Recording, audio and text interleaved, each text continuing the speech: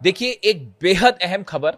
जिस तरह से डोनाल्ड ट्रंप ईरान को लेकर कोई फैसला नहीं ले पा रहे हैं, वो ये नहीं समझ पा रहे हैं कि ईरान पर हमला किया जाए या फिर ईरान से अपनी सेना को वापस बुलाया जाए, आखिर किया जाए तो क्या किया जाए। डोनाल्ड ट्रंप इसको लेकर कंफ्यूज है। इसकी सबसे बड़ी वजह है ईरान, चाइना और रूस का वो प्लान जिसने दुनिया के सारे समीकरणों को और खास तौर पर सुपर पावर होने के समीकरण को बदल कर रख दिया है।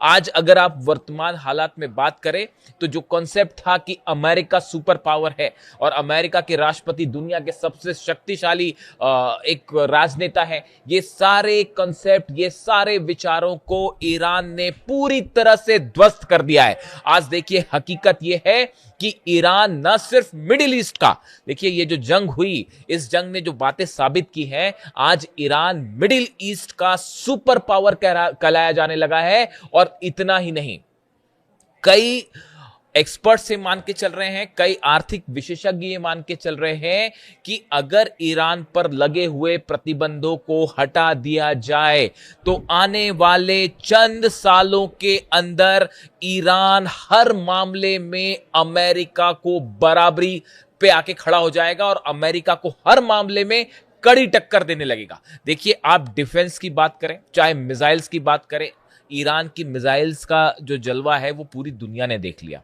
वो आप इजराइल में जिस तरह से हमले हुए, अमेरिका के जिस तरह से बेस तबाह हो गए, ईरान की मिसाइल्स का कोई मुकाबला नहीं है, खास तौर पर मिडिल ईस्ट को लेकर। साथ ही साथ आईसीबीएम्स बन रही हैं। ये मान के चल रहे हैं कई एक्सपर्ट कि अगर फिर से जंग होती है तो इस बार 6 से 7 हजार किलोमीटर वाली रेंज की मिसाइल्स देखने को मिल जाएगी। यानी मिसाइल्स के मामले में उसकी एक्यूरेसी, उसके लॉन्ग डिस्टेंस के मामले में जो है वो ईरान ने अपनी सुप्रीमेसी साबित कर दी है। अगर आप ड्रोन्स की बात करें, जो एक लो कॉस्ट वॉरफेयर होता है कि कैसे कम कीमत पर ड्रोन्स बना के दुश्मन को हराया जाए, अटैक किया जाए, उस मामले में तो ईरान ने एक नई इबारत खड़ी कर दी है, एक नई रेड लाइन बना दी है कि अब इसको पार करना बड़ा मुश्किल। आप अगर बात करें हॉर्मूज को लेकर, देखिए हमेशा से रूस ने ये बात कही थी कि असल में ईरान का परमाणु हथियार जो है, एटम बम, वो हॉर्मूज है। और आखिरकार उसको, हॉर्मूज को बंद करके ईरान ने ये साबित कर दिया कि अगर ईरान चाहे तो पूरी दुनिया की इकोनॉमी को, खासतौर पर यूरोप और अमेरिका की इकोनॉमी को घुटनों पर ला सकता है। यानी हॉर्मूज खुलवाने में पूरा यूरोप, अमेरिका, इजराइल सब नाकाम साबित हुए और ईरान ने बात साबित कर दी कि हॉर्मूज एक ऐसा हथियार है जिसके जरिए वो पूरी दुनिया को, बड़े से बड़े दुश्मन को जो है वो झुका सकता है। आप अगर बात करें इजराइल की, कुछ समय पहले तक यह माना जाता था कि इजराइल एक ऐसा देश है जो एक साथ कई देशों पर हमला करता है और कई देश जो है, कई देशों पर भारी पड़ता है। इस मिथ को, इजराइल के इस मिथ को पूरी तरह से तहस नहस कर दिया है ईरान ने। और आज नतीजा यह है कि इजराइल का डिफेंस सिस्टम, जिसकी बड़ी चर्चाएं होती थी, चाहे आयरन डोम हो, चाहे एरो हो, डेविड स्लिंग हो, इन सब को पूरी तरह से ध्वस्त कर दिया ईरान ने। यानी एक इजराइल को लेकर जो एक इमेज ऐसी थी कि इजराइल एक साथ कई देशों का मुकाबला कर सकता है, उसको इजराइल को हराते हुए, इजराइल में भयंकर तबाही मचाते हुए ईरान ने एक नया एग्जाम्पल सेट किया, आप कह लीजिए। आज देखिए, हालात ये है कि अब्राहम एकॉर्ड को लेकर पूरे अरब देश, मुस्लिम देश जो हैं, वो ट्रंप के साथ जाने को तैयार नहीं है और कोई भी ना इजराइल को मान्यता देने को तैयार है और ना ही इजराइल के साथ खड़ा होने को तैयार। ये वो अरब देश हैं जो एक समय में हर बात अमेरिका की मानते थे, चाहे वो अमेरिकन बेसिस की बात हो, हथियार सप्लाई बात हो, डिफेंस सिस्टम, ये जितनी चीजें थी, इनको सबको ध्वस्त कर दिया ईरान ने। जो अरब देशों के पास जितने डिफेंस सिस्टम थे, थार्ड पेट्रियट, वो सबके सब तबाह हुए। नहीं रोक पाए ईरान के हमलों को, अमेरिका के बेसिस तबाह हुए। हर अरब देश ये सोचने पर मजबूर है कि जब अमेरिका हमारी रक्षा नहीं कर सकता, ऐसी सूरत में उस डिफेंस सिस्टम्स का, उस जो समझौते हुए, इसके मायने क्या है। देखिए, चाहे यूएई हो, चाहे सऊदी हो, चाहे बहरीन हो, चाहे कतर हो, हर जगह ऐसा कोई बेस नहीं अमेरिका को जो हिट नहीं किया ईरान ने, जिसे तबाह नहीं किया। इन सूरत में अब इस पूरे मामले में कि डोनाल्ड ट्रंप आगे क्या करेंगे, इसमें एक बेहद बेहद अहम एंट्री हो गई है चीन और रूस की।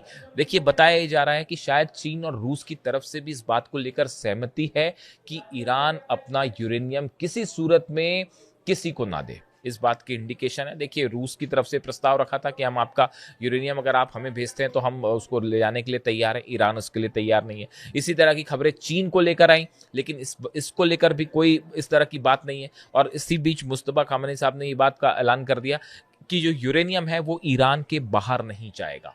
ऐसी सूरत में यूरेनियम के मुद्दे पर डोनाल्ड ट्रंप अब फंस चुके हैं। अगर हमला करते हैं तो पूरा अरब जलेगा, पूरा मिडिल ईस्ट जलेगा। अपने अगर जहाज वापस लेके आते हैं तो हार के ऊपर मुहर लग जाएगी। इस सूरत में अब सवाल यह है कि डोनाल्ड ट्रंप का अगला कदम क्या और ईरान का अगला कदम क्या।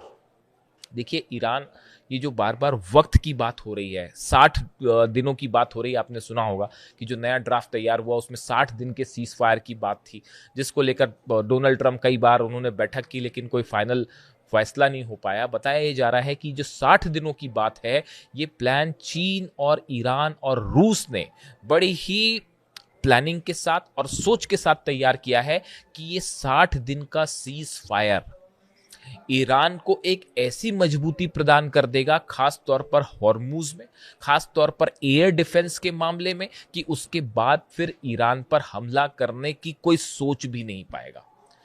ये 60 दिनों में न सिर्फ हॉर्मूज को लेकर अपनी मजबूती होगी ईरान की, बल्कि जो नुकसान हुआ जंग के दौरान उसमें बड़ी संख्या में मिसाइल्स खर्च हुई। हालांकि मिसाइल प्रोडक्शन तेजी से चल रहा है, लेकिन बताया जाता है कि ये 60 दिन के टाइम में ईरान एक इतनी तेजी के साथ अपनी डिफेंस मिसाइल खास तौर पर तैयार करेगा कि अमेरिका के जेट्स अगर हमला करने आते हैं तो अगली बार, इस बार तो शायद 40-42 जेट गिरे, अगली बार इससे बड़ा नुकसान हो सकता है। आप देखिए, बंदर अब्बास हो, केशम आइलैंड हो, चाहे बुशर हो, यहां पर जब हमले हुए, अमेरिका के ड्रोन्स लगातार गिरने की खबरें आई, अमेरिका के F-35 जेट्स को हिट करने की फिर से खबरें आई और एक एयरक्राफ्ट अमेरिका का गिरने की खबर आई। आप देखिए, ये डिफेंस के मामले में जो ईरान ने तेजी से अपने आप को सेल्फ रिलायंट किया। देखिए, इंफ्रारेड जो टेक्निक है उसका इस्तेमाल कर ही रहा है ईरान, जिसमें जो नॉर्मल रडार्स होते हैं, इसमें मैं अलग से एक बार बात कर दूंगा कि जो रडार्स होते हैं, नॉर्मल रडार्स, इससे हटकर कैसे इंफ्रारेड तकनीक के जरिए जो है वो दुश्मन के जहाजों को हिट किया जाए, ये तकनीक डेवलप कर ली है ईरान ने, और जो बेहद कारगर साबित हो रही है और जिससे अमेरिका और इजराइल के जेट्स को बड़ी चुनौती मिलने जा रही है। यानी आप देखिए, हर मामले में, चाहे हथियारों का मामला हो, चाहे आर्थिक लेवल पर मामला हो, चाहे किसी तरह का समझौते का मामला हो, तमाम कोशिश करने के बाद अमेरिका ईरान को बातचीत के लिए नहीं झुका पाया। यही बातें हम शुरू से कह रहे थे कि आप किसी भी अगर जंग होती है तो ईरान भारी पड़ जाएगा, और वही बात होती दिखाई दे रही। और इस बीच रूस का नाटो को सीधा सीधा चैलेंज करना, मिसाइल्स जो न्यूक्लियर मिसाइल्स का इस्तेमाल किया गया यूक्रेन के खिलाफ, नेटो देशों को सीधा वार्निंग दी गई है।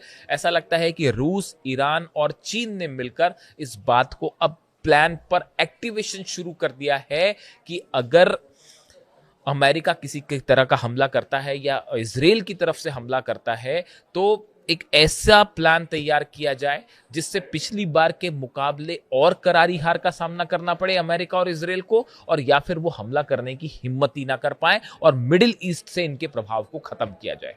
अब्राहम एकॉर्ड का फेल होना, रूस और चीन दोनों ने सब अरब देशों से बात की है, और सवाल यह है कि क्या अब्राहम एकॉर्ड जो ट्रंप जोड़कर देखना चाह रहे हैं ईरान के पैक्ट की वजह से, क्या ट्रंप का ये प्लान अब पूरी तरह से फेल हो चुका है? इसके फेल होने का मतलब है इजराइल को बड़ा झटका, और इसके साथ ही अरब देशों का अमेरिका के ऊपर से विश्वास उठ जाना। ओमान को जिस तरह से डोनाल्ड ट्रंप ने धमकी दी, मोहम्मद बिन सलमान को लेकर जिस तरह की खबरें आई कि वो डोनाल्ड ट्रंप की बातों से सहमत नहीं है, ये वो तमाम एग्जाम्पल्स हैं जो ये बता रहे हैं कि मिडिल ईस्ट में का किंग अगर अब कोई है तो वो ईरान है, और यहां पर हर फैसला बिना ईरान की परमिशन के नहीं लिया जा सकता। इससे जुड़ा जो भी अपडेट होगा, वॉर से जुड़ा, मैं आप तक पहुंचाऊंगा। वीडियो कैसा लगा कमेंट करके जरूर बताइए। Thank you so much.